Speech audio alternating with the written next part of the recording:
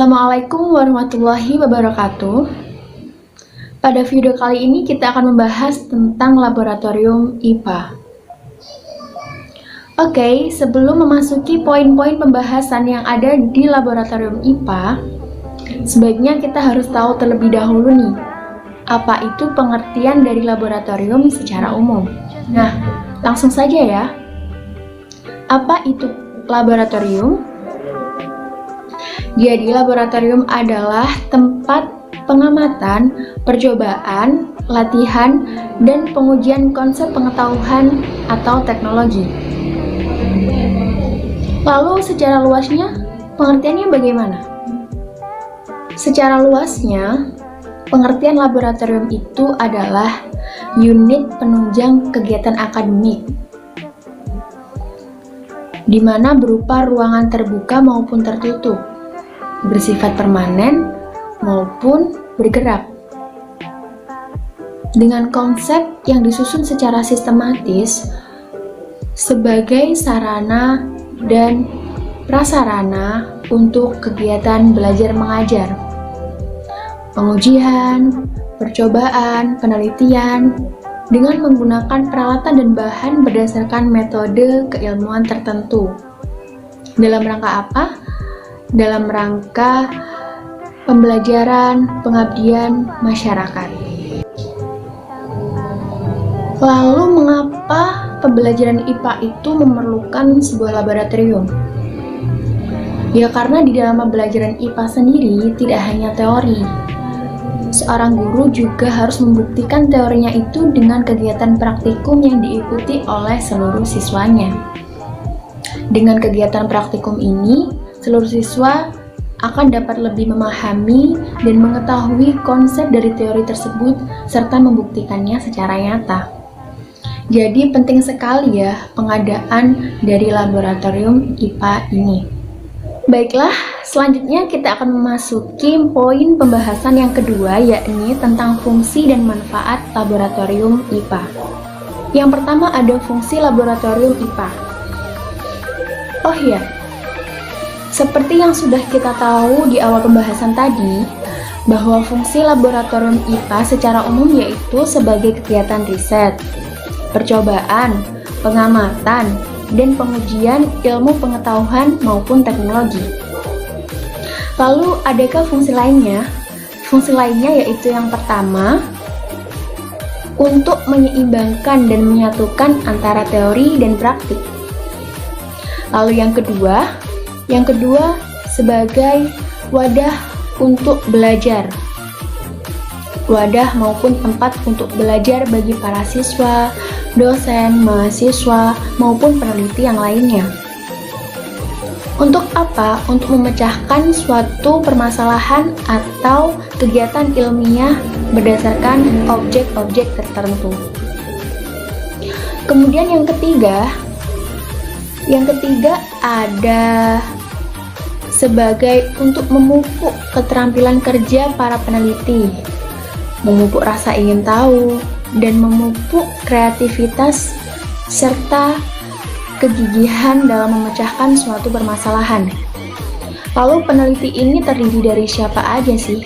Seperti yang sudah aku sebutkan, yaitu terdiri dari siswa, mahasiswa, dosen, guru, maupun peneliti lainnya. Selanjutnya yaitu tentang manfaat dari laboratorium IPA. Jadi tadi sudah banyak sekali fungsi dari laboratorium IPA. Sekarang kita menuju pada manfaat dari laboratorium IPA itu sendiri. Yang pertama yaitu sebagai peningkat motivasi, penumbuh motivasi bagi para guru maupun pengajar, terutama dalam penyampaian materi. Jadi ketika mencontohkan beberapa alat dari pembelajaran IPA apa saja, ketika di laboratorium bisa mencontohkannya dan memperagakannya secara langsung. Alat ini digunakan seperti apa, fungsinya untuk apa, seperti itu. Kemudian yang kedua, yaitu dapat memberikan pilihan kepada para siswa mau belajar di mana aja. Jadi tidak hanya monoton di luar kelas,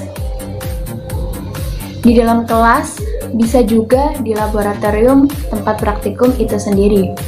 Jadi ini memberikan pengalaman belajar bagi para siswa secara langsung melalui kegiatan praktikum. Dan selanjutnya ini adalah yang terakhir, yakni memberikan kesempatan bagi para peserta didik ya. Dalam hal ini enggak hanya siswa tetapi juga mahasiswa ataupun peserta yang ada di laboratorium itu. Jadi untuk memberikan pengalaman dan kesempatan untuk bereksperimen secara langsung terkait ilmu atau bidang ilmu pengetahuan alam untuk langsung dipraktikkan di laboratorium IPA. Jadi seperti itu ya beberapa fungsi dan manfaat dari laboratorium IPA. Penataan laboratorium IPA di sini untuk penanganan dibagi menjadi 3, yaitu penanganan peralatan kategori 3, yaitu adalah peralatan yang membutuhkan pengoperasian dan perawatannya yang sangat sulit dan membutuhkan keahlian khusus untuk merawatnya. Yang kedua, penanganan untuk peralatan kategori 2. Di sini adalah peralatan yang pengoperasian dan perawatannya sangat sedang.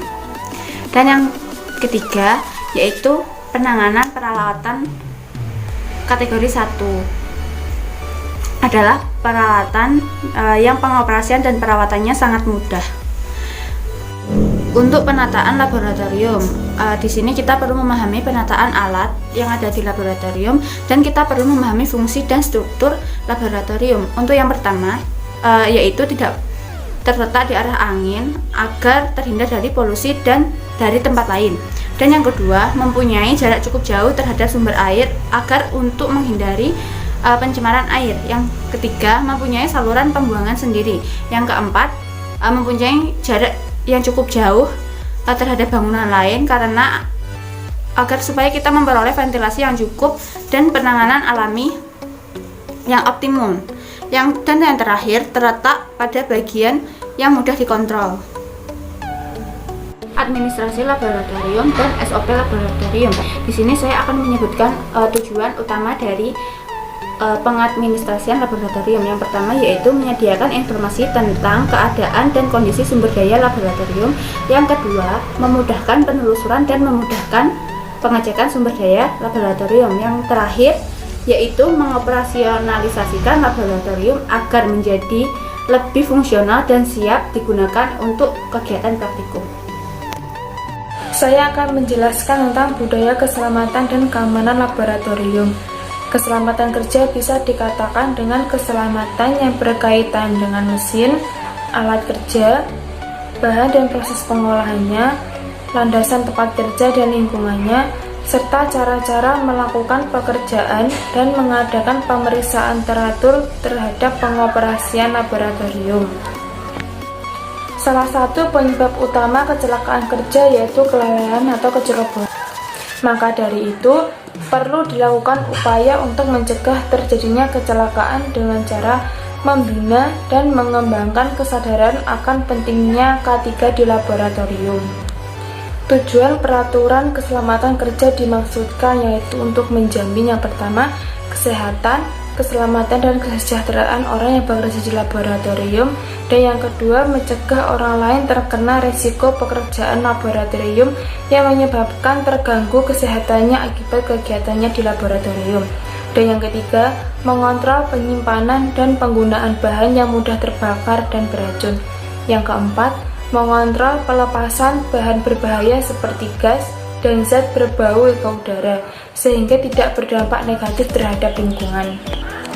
Contoh peralatan pelindung diri standar yang digunakan di laboratorium, yang pertama ada jas laboratorium, dan yang kedua ada kacamata keselamatan, yang ketiga ada sepatu, dan yang keempat ada pelindung muka, yang kelima masker gas, yang keenam kaos tangan, dan yang terakhir ada pelindung telinga. Fasilitas laboratorium dan alat-alat laboratorium IPA.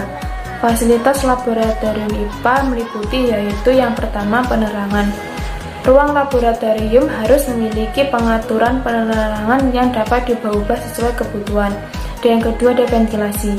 Laboratorium IPA membutuhkan ventilasi yang baik, apalagi untuk laboratorium biologi yang sering menggunakan bahan-bahan yang mudah menguap. Dan yang ketiga ada air. Merupakan fasilitas yang penting dalam laboratorium IPA. Pasokan air ke dalam laboratorium tersebut harus cukup. Selain jumlah pasokan, kualitasnya juga harus baik. Kualitas air yang kurang baik dapat mempercepat kerusakan alat-alat terutama yang terbuat dari logam. Dan yang kelima ada listrik pada laboratorium. Ini juga merupakan fasilitas yang sangat penting. Besarnya daya yang terpasang harus mencukupi kebutuhan alat-alat laboratorium, terutama alat-alat laboratorium yang membutuhkan daya besar. Yang keenam ada mebeler. Perlengkapan yang berupa mebeler harus diperhatikan kualitas dan ukurannya. Misalnya untuk meja, perlu diperhatikan ketinggiannya. Meja guru atau dosen, kursi laboratorium apabila kemungkinan ketinggiannya dapat diatur, sehingga siswa atau mahasiswa dapat menyesuaikan dengan jenis kegiatan praktikum atau percobaannya.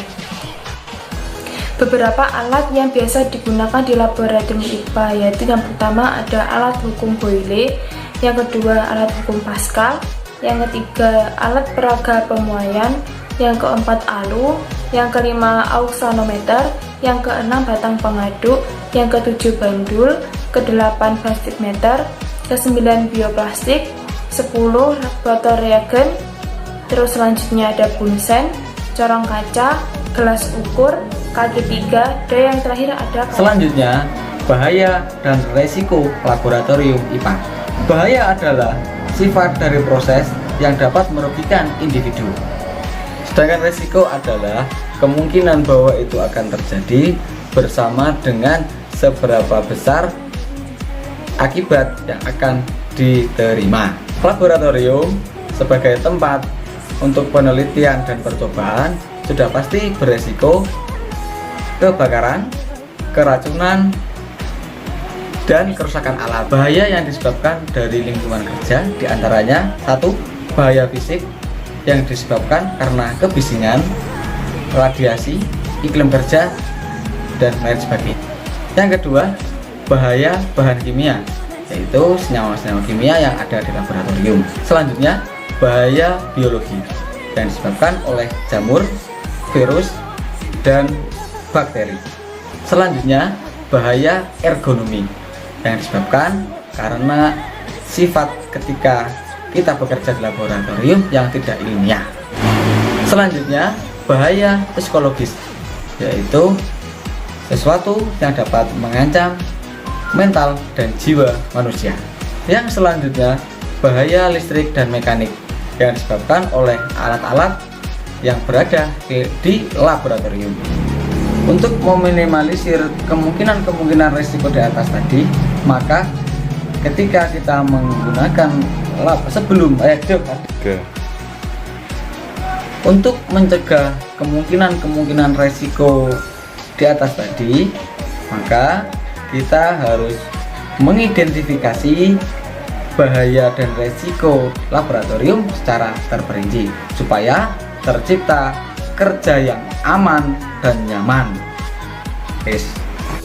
Ya, di sini saya akan melanjutkan presentasi dari teman-teman, yaitu poin H, pengembangan kegiatan laboratorium IPA. Di sini meliputi kayak ya, pengelolaan. Pengelolaan sendiri adalah kegiatan perencanaan, penataan, pengoperasian, perawatan, peralatan dan bahan, fasilitas atau kegiatan segala objek fisik lainnya untuk mencapai tujuan atau sasaran tertentu sehingga mencapai hasil yang optimal. Jadi kegiatan itu yang sangat penting, proses dari hal tersebut. Lalu ada di sini pengelolaan laboratorium meliputi perencanaan kegiatan laboratorium. Jadi kayak perencanaan kegiatannya harus perinci, lebih lebih diamati lagi, dioptimalkan. Kemudian ada penataan laboratorium sendiri, kemudian pengoperasian dan penggunaan bahan. Di sini ya harus tetap dengan pengawasan tersebut. Kemudian ada perawatan ke peralatan dan bahan. Jadi ketika sudah memakai barang ya harus di koordinasi lagi. Kemudian ada pengembangan kegiatan laboratorium. Yang terakhir, pengembangan pengelolaan laboratorium tersendiri antara lain meliputi perencanaan yang dilakukan, yaitu pengkajian kembali tata tertib laboratorium yang telah ada.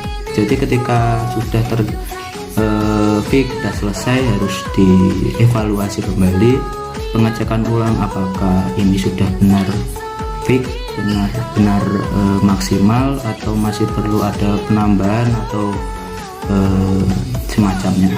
Kemudian pengawasan, selain supervisi dari kepala sekolah tersebut, pengawasan harus dilakukan oleh semua komponen sekolah. Jadi semuanya mari kita dirawat bersama.